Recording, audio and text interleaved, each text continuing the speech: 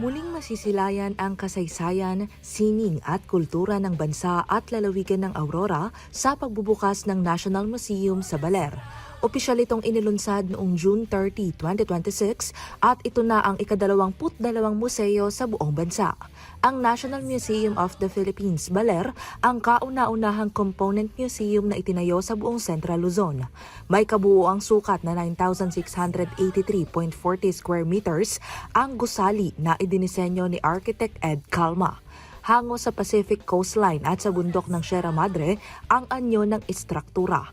Makikita rin sa hagdanan ng gusali ang tila pagkakahawig sa tanyag na Banawe Rice Terraces. Samantala, makikita sa loob ng National Museum sa Baler ang 3 gallery na may kanya-kanyang tema. Tampok sa Sierra, Tierra, Costa Gallery ang biodiversity, traditions at natural environment ng lalawigan. Ipinapakita naman sa Cruce de Caminos Gallery ang makasaysayang ugnayan ng Pilipinas at Espanya. Habang bida sa pagtatagpo o Encuentro Gallery ang mga gawa ng mga tanyag na Filipino artist. Simula noong July 1, 2026 ay binuksan na ang museo ng libre para sa publiko. Matatagpuan ito sa Purok 4, Sitio Kabitukalan, Barangay Reserva, Baler, Aurora. Bukas ang pasilidad araw-araw mula alas 9 ng umaga hanggang alas 5 ng hapon para sa lahat ng gustong bumisita.